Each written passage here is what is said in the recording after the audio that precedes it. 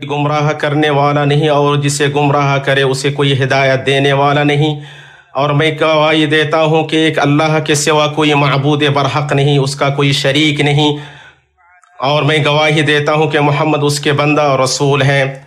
اے لوگو، میں اپنے آپ کو اور آپ کو اللہ کے تقوی کی تلقین کرتا ہوں، اور آپ توشہ اختیار کریں، اور سب سے بہترین توشہ اللہ تعالیٰ کا تقوی ہے۔ حاجیوں کے یہ قافلے اور نواردوں کے یہ جھنڈ ہر دور دراز علاقے سے عظیم پکار پر لبیک کہتے ہوئے پرانے گھر پہ امڑ پڑے ہیں۔ اللہ کا فرمان ہے، اور تم لوگوں میں حج کی منادی کر دو، وہ تمہارے پاس پا پیادہ اور ہر آنے والے دبلے پتلے اونٹ پر سوار ہو کر دور دراز علاقے سے آئیں گے۔ وہ اپنے رب کے پاس کتنے معزز ہیں کہ اس کے پاس آئے ہیں، جبکہ ایمان ان کا محرک ہے اور شوق و تڑپ ان کا خودی خواہ۔ نبی صلی اللہ علیہ وسلم نے فرمایا، حجاج اور معتمرین اللہ کے وفد ہیں، اس نے انہیں بلایا تو وہ آ گئے، اور انہوں نے اسے مانگا تو اس نے انہیں دے دیا۔ اسے بزار نے جابر رضی اللہ تعالیٰ عنہ سے روایت کیا ہے۔ اے مسلمانوں، اللہ کے محترم گھر کے حاجیوں، ہم پر واجب ہے کہ اپنے تمام اعمال میں رسول اللہ صلی اللہ علیہ وسلم کی پیروی کریں، اور ان میں سے حج ہے، کیونکہ آپ صلی اللہ علیہ وسلم نے اس کی تاکید کرتے ہوئے فرمایا، مجھ سے حج کے مسائل لے لو۔ اس لیے مسلمان پر واجب ہے کہ آپ صلی اللہ علیہ وسلم کے طریقے کی جستجو کریں اور اسی طریقے پر مناسک ادا کریں جو آپ صلی اللہ علیہ وسلم سے ثابت ہے۔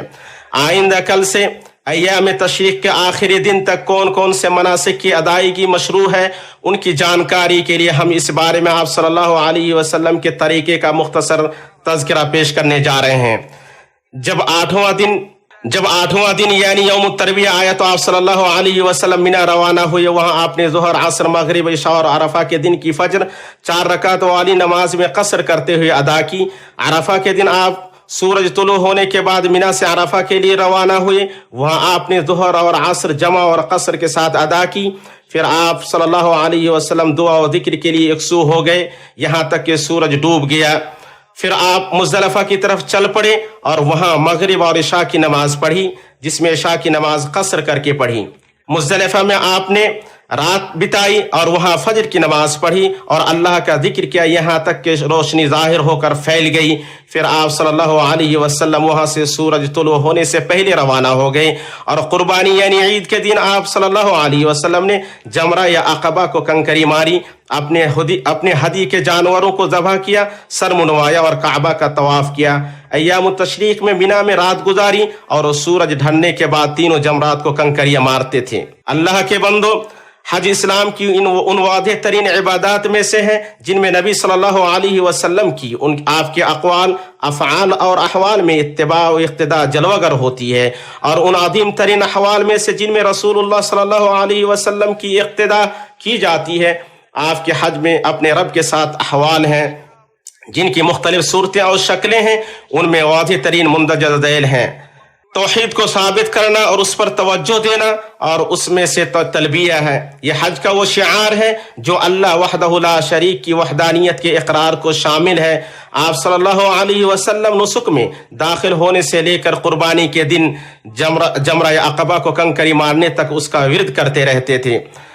ان احوال میں سے عمل کو خالص کرنے اور اپنے رب سے اس بات کا سوال کرنے پر آپ صلی اللہ علیہ وسلم کی توجہ دینا کہ وہ ریا و شہرت سے آپ کو دور رکھے، جیسا کہ انس رضی اللہ تعالی عنہ کی مرفوع حدیث میں آیا ہے۔ آپ صلی اللہ علیہ وسلم نے فرمایا، اے اللہ، تو اسے ایسا حج بنا جس میں نہ ریا ہو نہ شہرت۔ ان میں سے صفا مروہ پر آپ صلی اللہ علیہ وسلم کا توحید کے ساتھ دعا کرنا۔ آپ فرماتے تھے، لا الہ الا اللہ وحدہ لا شریک لہ، لہ الملک ولہ الحمد وہو علی کل شیء قدیر۔ آپ نے اسے 3 مرتبہ فرمایا۔ ان احوال میں سے عرفہ میں آپ صلی اللہ علیہ وسلم کا توحید کے ساتھ دعا کرنا، جیسا کہ حدیث میں آیا ہے، سب سے بہتر دعا عرفہ کے دن کی دعا ہے، اور میں نے اور مجھ سے پہلے نبیوں نے جو سب سے بہتر دعا کی وہ ہے، لا الہ الا اللہ وحدہ لا شریک لہ، لہ الملک ولہ الحمد وہو علی کل شیء قدیر۔ یہ سارے احوال توحید کو ہر مسلمان کے دل میں ثابت کرنے کے وجوہ پر دلالت کرتے ہیں۔ جس طرح بندہ کے لیے جائز نہیں کہ وہ غیر اللہ کو سجدہ کرے، اسی طرح اس کے لیے جائز نہیں ہے کہ غیر اللہ سے دعا کریں یا اس سے مدد مانگیں۔ یہ یا اس کے لیے نظر مانی یا ذبح کری یا اس میں نفع نقصان پہنچانے، دینے، منع کرنے اور کائنات میں عمل دخل کرنے کی طاقت کا اعتقاد رکھی، یہ سب چیزیں ایسی ہیں جن سے مسلمان بچے، کیونکہ یہ ملت سے نکالنے والے شرک اکبر کے قبیل سے ہیں۔ اسی طرح مسلمان جادوگروں اور کاہنوں کے پاس جانے سے بچے، کیونکہ یہ حرام کام ہے اور اس کے حرام ہونے میں کوئی شک نہیں، اور ان سے سوال کرنا، ان کی تصدیق کرنا اور ذبح وغیرہ جو بھی وہ مطالبہ کریں اس کو پورا کرنا، یہ شرک اکبر ہے۔ اے دینی بھائیوں، اپنے رب کے ساتھ حج میں نبی صلی اللہ علیہ وسلم کے حوال میں سے مشرکین سے برات کا اظہار اور ان کی قصداً مخالفت ہے۔ یہ معاملہ اس وقت اپنی انتہا کو پہنچ چکا جب آپ صلی اللہ علیہ وسلم نے عرفہ کے دن اپنے خطبے میں مشرکین کے اعمال سے برات کا اظہار فرمایا اور بتایا کہ امور جاہلیت کی ہر چیز آپ کے دونوں قدموں کے نیچے رون دی گئی۔ وہ شعائر جن میں آپ صلی اللہ علیہ وسلم کی قصداً مخالفت جلوہ گر ہوتی ہے وہ بہت ہیں، ان میں اہم ترین تلبیہ ہے۔ مشرکین اس میں اللہ کے ساتھ شرک کو شامل کرتے ہوئے کہتے الا شریکن هو لک تملک ولا ملک، یعنی سوائے اس شریک کے جو تیرے لیے ہے اور تو اس کا اور اس کی ملکیت کا مالک ہے۔ چنانچہ نبی صلی اللہ علیہ وسلم نے اس میں توحید کو خالص کیا، شرک کو دور پھینکا اور اس سے برات کا اظہار کیا۔ ان میں سے آپ صلی اللہ علیہ وسلم کا عرفہ میں لوگوں کے ساتھ وقوف کرنا اور ان کفار قریش کی مخالفت کرنا جو مزدلفہ میں وقوف کرتے تھے اور کہتے ہم صرف حرم ہی سے روانہ ہوتے ہیں۔ ان میں سے آپ صلی اللہ علیہ وسلم کا عرفہ سے سورج ڈوبنے کے بعد اور مزدلفہ سورج طلوع ہونے سے پہلے مشرکین کی مخالفت کرتے ہوئے روانہ ہونا۔ نبی صلی اللہ علیہ وسلم نے مشرکین سے اپنی مخالفت کا فیصلہ اپنے اس قول سے سنایا، ہمارا طریقہ ان کے طریقے کا مخالف ہے۔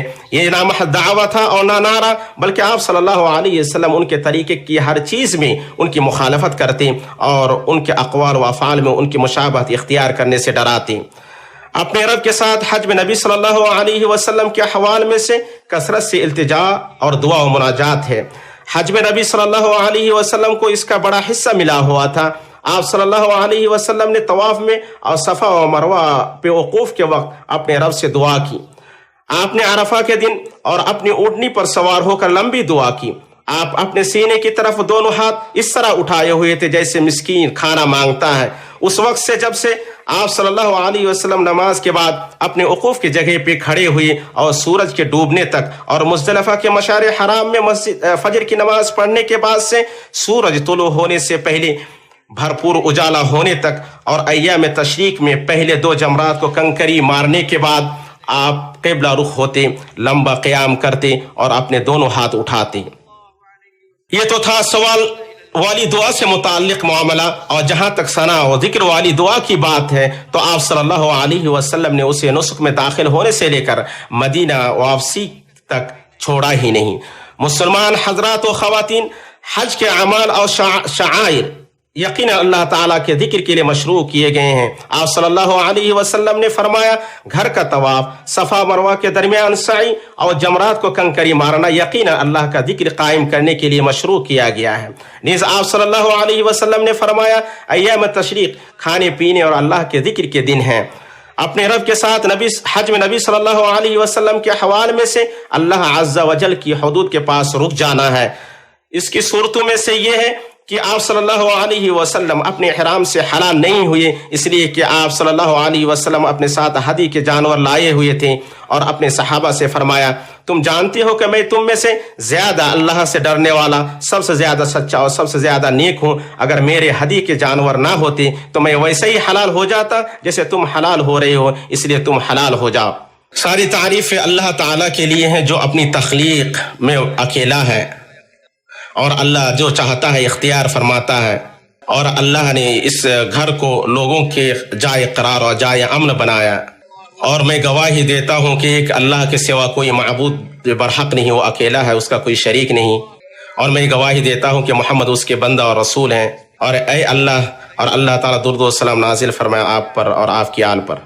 مسلمانوں، اللہ کے محترم گھر کے حاجیوں، امن ایک عظیم مقصد اور شریف ہدف ہے جس کے لیے تمام لوگ کوشاں ہوتے ہیں، اور اللہ تعالیٰ نے ابراہیم علیہ السلام کی دعا قبول کرتے ہوئے اس شہر کو پر امن بنایا۔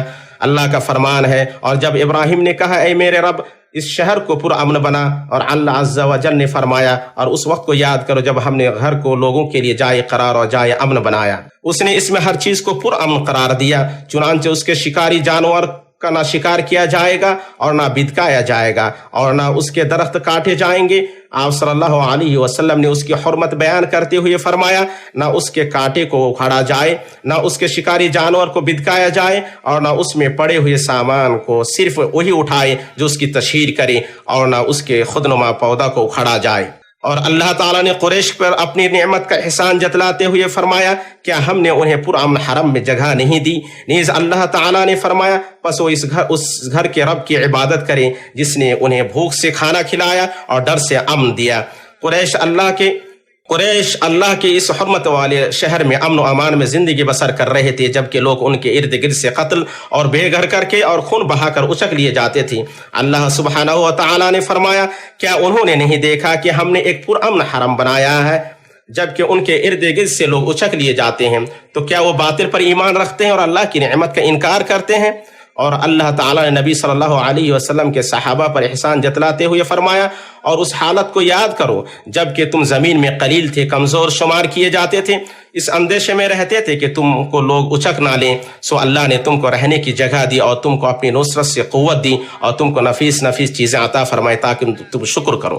اللہ کے بندو، اللہ تعالیٰ اپنے حرمت والے گھر کے بارے میں فرماتا ہے اور جو اس میں داخل وہ امن پا گیا، چنانچہ وہ قدر اور شریعت کے اعتبار سے پرامن ہے۔ اور حرمت والے شہر میں الحاد سب سے بڑے کبیرہ گناہوں میں سے، اللہ تعالیٰ نے فرمایا جو بھی ظلم کے ساتھ وہاں الحاد کا ارادہ کرے ہم اسے دردناک عذاب چکھائیں گے۔ ابن مسعود رضی اللہ تعالیٰ عنہ نے کہا اگر کوئی آدمی اس میں الحاد کا ارادہ کرے تو عدن ابین میں بھی ہو تو اللہ عز و جل اسے دردناک عذاب چکھائے گا۔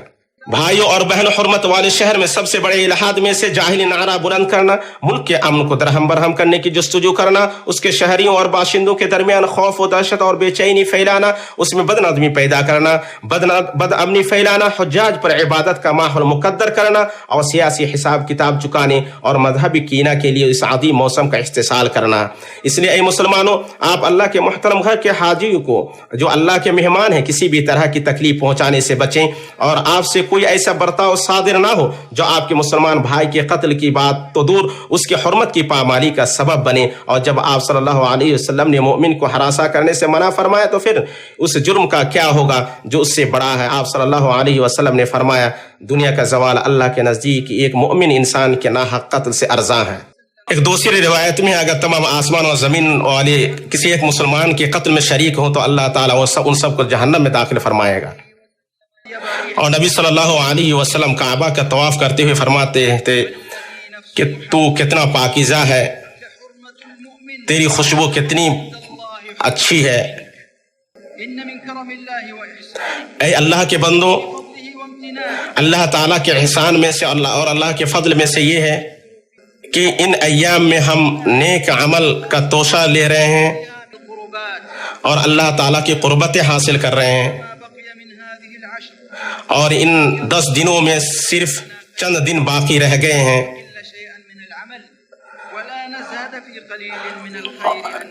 اس لیے ہمیں اس بارے میں بے اعتنائی نہیں برتنی چاہیے، چاہے کم عمل ہی صحیح۔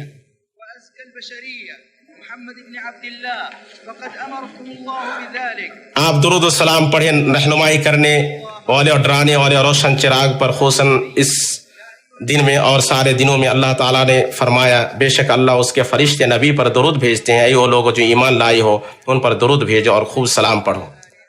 اے اللہ تو محمد اور محمد کی آل پر درود بھیج جیسا کہ تو ابراہیم اور آل ابراہیم پر درود بھیجا، بے شک تو قابل تعریف اور صاحب عظمت ہے۔ اے اللہ تو اسلام اور مسلمانوں کو غلبہ دے، کفر اور کافروں کو دلیل و خوار کر۔ اے اللہ تو ہمارے وطن اور مسلمانوں کے سارے ممالک کو تو پرامن بنا اور خوشحال بنا۔ اے اللہ تو ہمارے وطن اور گھروں میں ہمیں با امن بنا، ہمارے سربراہوں اور حکمرانوں کی اصلاح فرما۔ اے اللہ تو ان کے لیے، ہمارے حکمران کے لیے نیک مشیر مہیا فرما۔ اے اللہ تو ہمارے حکمراں کو ایسے کام کی توفیق دے جو تجھے پسند ہو اور تو اس سے راضی ہو اور انہیں نیکی اور تقوی کی طرف لے جائے۔ اے اللہ تو انہیں درست قول اور راست عمل سے نواز۔ اے اللہ تو ان سارے حجاج کو تو پرامن اور پر اطمینان بنا اور ان کے حج کو آسان فرما دے۔ اے اللہ تو ان کے حج کو قبول فرما، ان کے گناہوں کو بخش دے اور ان کی کوشش کو بار آور بنا۔ اے اللہ جو ہمارا اسلام کا برا چاہے تو اسے اس کے نفس ہی میں الجھا دے۔ اے اللہ تو ہمارے کمزور بھائیوں، تیری راہ میں جہاد کرنے والوں اور سرحدوں پر تعینات سپاہیوں اور حدود کے محافظوں کی مدد فرما، ان کے دلوں کو مضبوط کر دے، ان کے قدموں کو جما دے اور ان کے دشمنوں کو رسوا کر اور انہیں بری شکست دے۔